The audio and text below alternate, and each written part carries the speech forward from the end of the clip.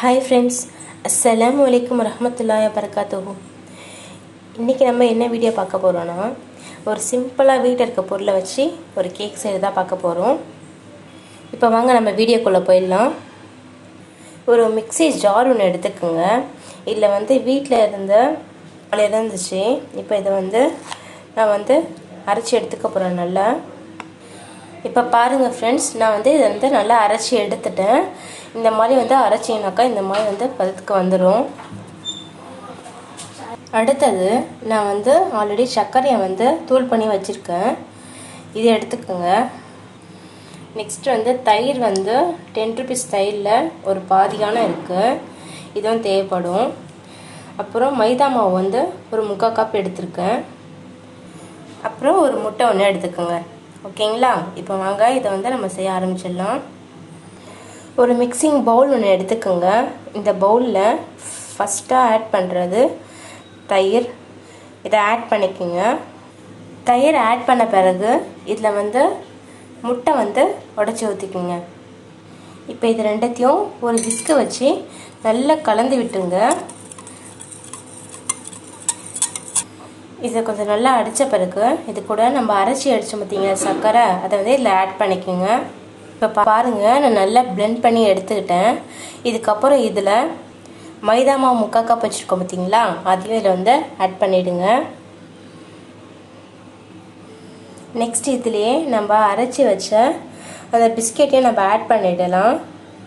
Next நம்ம கேக்குக்கு எப்பவுமே ஆட் பண்ணுற பேக்கிங் சோடா, பேக்கிங் பவுடர். இப்போ இது எல்லாத்தையுமே நல்லா பிளெண்ட் பண்ணி எடுத்துக்கோங்க. இப்போ பாருங்கள் ஃப்ரெண்ட்ஸ், நம்மளுடைய கேக் பிட்டர் ரெடி ஆகிடுச்சு. இந்த பதத்துக்கு இது இருந்தால் போதும். அப்படி உங்களுக்கு ரொம்ப கட்டியாக இருந்துச்சு அப்படின்னாக்கா நீங்கள் இதில் தண்ணி கூட ஆட் பண்ணிக்கலாம். ஓகேங்களா?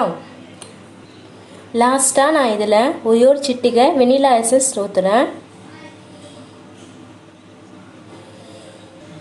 வெனிலா எசன்ஸ் போட்ட பிறகு இதே நல்லா பிளெண்ட் பண்ணி எடுத்துக்கோங்க இன்னொரு வாட்டி. அப்போ தான் வெனிலா எசன்ஸ் எல்லா இடத்துலையும் பரவும்.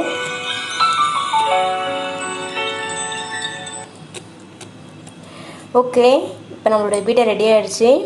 இதை இப்போ நம்ம பேக் பண்ணி எடுத்துக்கலாம். ஓகேங்களா? இப்போ கேக் பேக் பண்ணுற ஒரு பேன் எடுத்துக்கோங்க. எல்லாம் நான் சுற்றி ஆயில் தடவிருக்கேன். கீழே பட்டர் ஷீட்டும் போட்டிருக்கேன். இப்போ இதில் நம்ம கேக் பீட்டர் இதில் ஊற்றிடலாம். இதில் போட்ட பிறகு இதை நல்லா ஒரு வாட்டி தட்டி விடுங்க.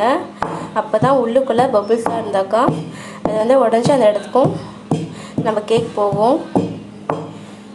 ஓகே, எங்கள் வீட்டில் டூட்டி ஃப்ரூட்டி இருக்குது, அதனால் இதை நான் போடுறேன்.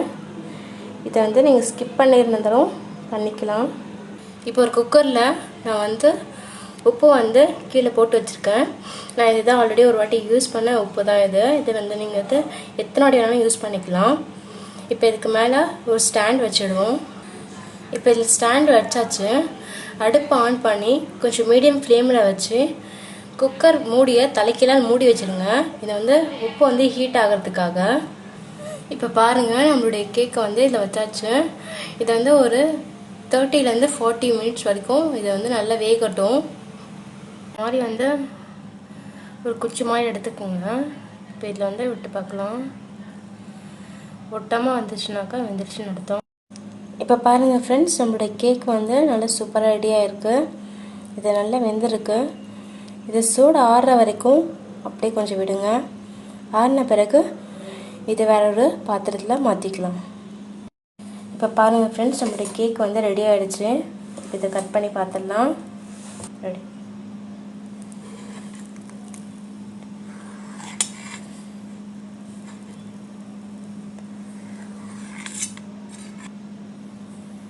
இப்போ பாருங்கள், நம்மளுடைய கேக்ஸ் ரொம்ப சூப்பராக வந்திருக்கு. ரொம்ப ஸ்பான்ஜியாக இருக்குது. இது ரொம்ப இப்போவும் கொஞ்சம் ஹீட்டாக இருக்கிறதுனால தான் இதை தொட முடியல. ஓகே, நீங்களும் ட்ரை பண்ணி பாருங்கள் ஃப்ரெண்ட்ஸ். தேங்க்யூ. லைக் பண்ணுங்கள், ஷேர் பண்ணுங்கள், கமெண்ட் பண்ணுங்கள், சப்ஸ்கிரைப் பண்ண மறந்துடாதீங்க.